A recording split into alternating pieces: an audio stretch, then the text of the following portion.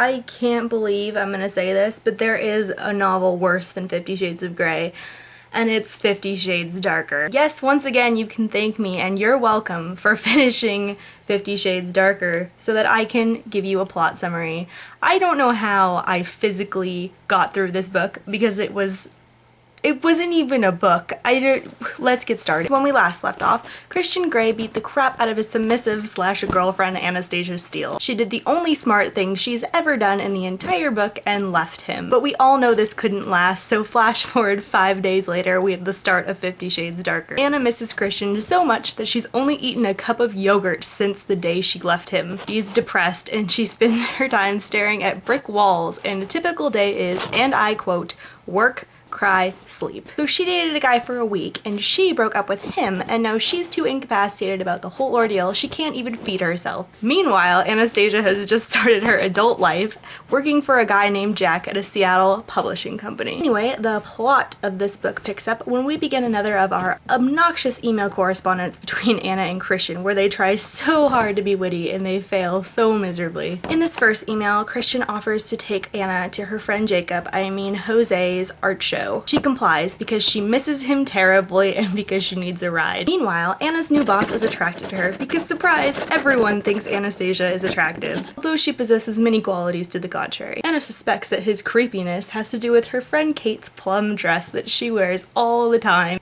She notices that this plum dress is fitting a bit loosely on her. And so now we're back to the ever-ending issue of Anna and food. Of course though, when Christian comes to pick her up to take her to the art party, he notices somehow immediately that she's lost weight. Christian's scolding makes Anna feel like a child. Well, seriously, Anna, you're acting like one. If you can't feed yourself and function like an adult after a breakup with a guy you've known for a week, it's just a little sad. After Christian scolds her like a child, he confesses that he misses her and blah blah blah. By the time they get to Portland for the art show, they're back together. Surprise! Christian and Anna go out for dinner and they negotiate a deal where they will date and stuff and only use some of Christian's kinky crap in their sex lives. Christian confesses that he wants to love Anna, but his birth mom was a crack whore and some pimp of hers was addicted to him once when he was like 3 and he hadn't eaten anything and his mom died and he was in a room with her all alone for like 3 days. It's pretty depressing and it makes some of his actions understandable in this book, but I'm still floored by basically anything Anna does because nothing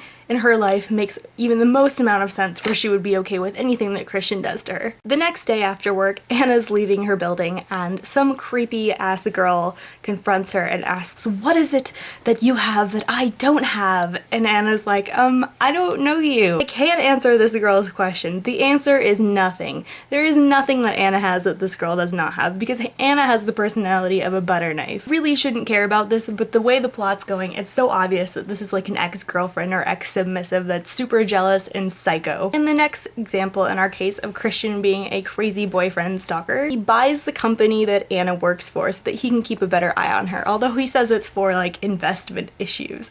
Weird. Super creepy. Now her boyfriend is her boss. He says if she leaves the company, he'll just buy the next company that she goes to, so she's just okay with that. She's just gonna stay. Anna and Christian have some sex. Christian orders Anna to never leave him again, and she thinks this is super romantic and sexy, and she agrees. Anna then tells Christian about the creepy girl outside of her work, and Christian admits that it's an ex-submissive of his named Leela. She's crazy and is stalking them both. Leela has actually purchased a concealed weapons permit, and hopefully she kills both of them. Next day, Christian takes Anna to a salon to get her hair cut that this chick Elena owns. If you forgot, Elena is Christian's old dominant. She's the crazy sexual child molester that basically put him in a sub-dom relationship when he was 15 years old. Christian obviously adores her. Anna thinks she's a child molester, and this is one thing that me and Anastasia can both agree on. Also, the only thing. Fast forward the plot, and Christian and Anna have to go to a charity auction at his parents' gigantic house. Now we're getting really misogynistic because at this auction, the men of the night are going to bid on the women for the first dance. One guy bets $15,000 for Anna, and he and Christian duke it out to about $35,000 until Christian gets bored and bids $100,000 to dance with Anna. MC of the night actually cries out, "Sold!" when Christian yells $100,000. That's just great. He owns you now. So romantic. At this point, I can't take it anymore. I start skimming pages. I skim about 175 pages at this point, and this is all that happens. Anna is whiny and jealous of Elena. They find that Anna's car has been wrecked with paint Leela's doing. Leela breaks into Christian's house at night, and Christian takes them to stay at his hotel.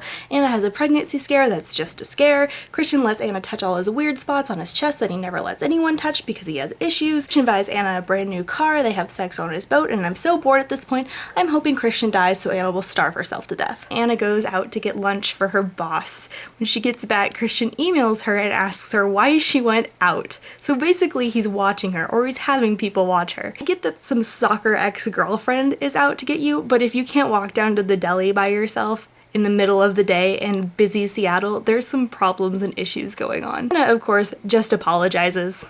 Oh, sorry, I went out. Sorry, I went to the bathroom. Sorry, I took a step to the right instead of the left. I just don't understand how people look at this and they're like, oh, their relationship's so romantic, or I wish I had someone like that. No. Why? It's weird. I'm just dying for things to pick up at this point, and the only thing I can think of in this book that actually happened worth mentioning was that Anna goes to her apartment and Leela is there with a gun. Christian comes up and sees what's going on, and he orders Anna to leave. Anna immediately thinks that this is because Christian is going to like have intimate sex with her or something.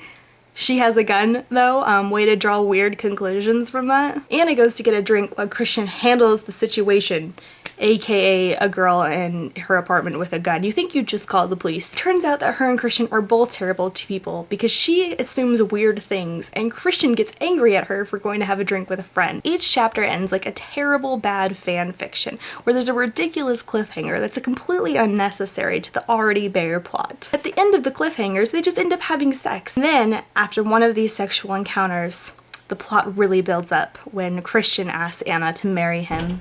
She says she has to think about it. After work one day, Jack, her boss, tries to have his way with her.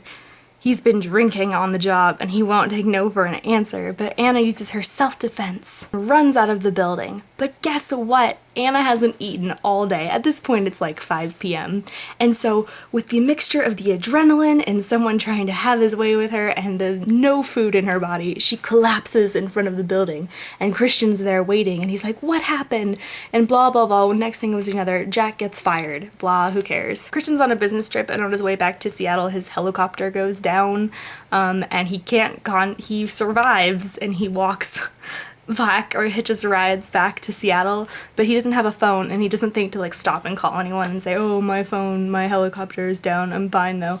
So everyone freaks out. Anna can't eat, surprise, and she's sobbing uncontrollably, and then he just walks in the house like 5 hours later and everyone's like, oh, you're fine, and he's like, yeah, sorry, someone tried to sabotage my helicopter and I almost died, but I'm fine. And they were like, okay.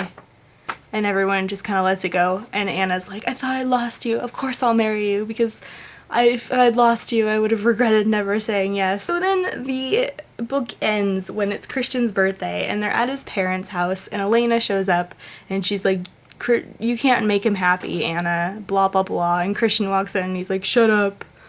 Who asked you? And she's like, don't marry her. And Christian's like, get out. And then the whole family overhears and then they know that she slept with Christian when he was only like 15 years old, and you know, that's honestly, that's the end of the book. That's it. 50 Shades Darker, less entertaining of a video because this book wasn't even as funny or interesting because it wasn't as new as the first one was. So if you guys want, I can review and read the third one. I'd be happy to do it for you, but we'll see, because I don't know what this video is going to get in reception because it was such a terrible book that I don't think I could make an entertaining enough video about it. Let me know in the comments if you want to see the third one and final book in the trilogy reviewed in plot summary. And I'm just gonna go not read any 50 Shades of Grey until I figure out what you guys want me to do, because it's the last thing in the world I want to do. So you're welcome though. Bye.